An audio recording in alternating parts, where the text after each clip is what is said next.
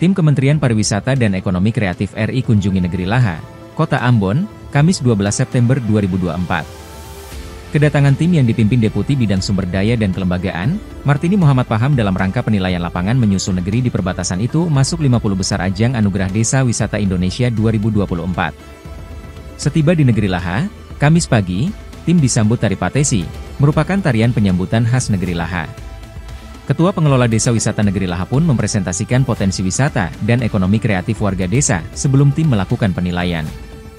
Usai presentasi, para tamu langsung diarahkan ke stand produk UMKM Negeri Laha.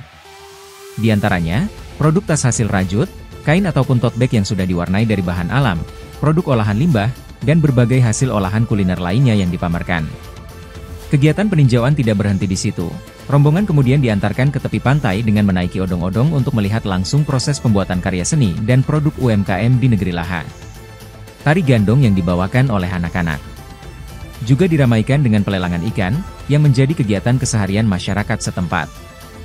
Penutupan acara visitasi ditandai dengan penandatanganan prasasti serta penyerahan sertifikat, plakat, dan mock-up mitra kepada Raja dan pengelola Desa Wisata Negeri Laha.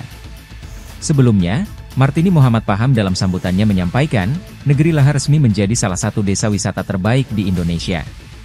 Lanjutnya, prestasi itu adalah langkah awal untuk terus mengembangkan potensi, termasuk sumber daya manusia.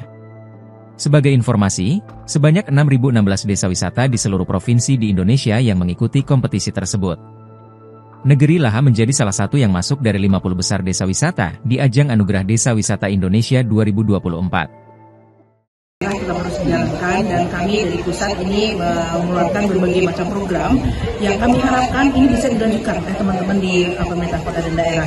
Karena kita melihat bahwa pariwisata adalah dan ekonomi kreatif adalah sektor yang betul-betul bisa membangun resiliensi. Ketika terjadi pandemi, ekraf itu terus maju dan sekarang ketika setelah ada COVID, kita bisa melihat bahwa dengan pariwisata bertumbuh dan berkembang ini membantu ekonomi lokal. Kita lihat di sini bahwa teman-teman UMKM itu bertumbuh karena adanya peluang untuk dari pengembangan ekonomi kreatif dan pariwisata. Tentunya kolaborasi ini harus kita jaga. Bu, terkait dengan kegiatan ini kan mendukung SDGs. Betul. Nah, mungkin ke depannya terkait dengan pembinaan kolaborasi itu seperti apa? Oke, kalau dari sisi SDGs banyak sekali poin-poin yang kita bisa sampai. Satu antara lain adalah sustainable untuk pengembangan yang berkelanjutan dan tentu saja yang ramah lingkungan dan juga ada gender. Saya melihat di sini banyak sekali perempuan-perempuan yang juga memiliki peran luar biasa dalam pengembangan ekonomi kreatif dan juga pariwisata di negeri Laha ini ya Pak ya.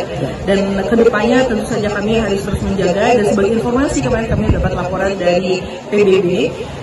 Sampai 2030 ini pencapaian SDG nanti saat ini masih relatif kecil, masih 17%. Namun Indonesia sampai saat ini lebih dari 50% perkembangannya. Jadi kami dari pusat berterima kasih sekali kepada teman-teman daerah yang pastinya pencapaian SDG ini tidak bisa dilakukan hanya sendiri oleh pusat, tapi teman-teman di daerah. Supaya mendorong Indonesia emas. Betul. Lagi dan tanpa MSG. Kita coba ya. Saya bilang di packagingnya harus ada bagus. No MSG. Ini ya. Iya. Kita coba ya. Bismillahirrahmanirrahim.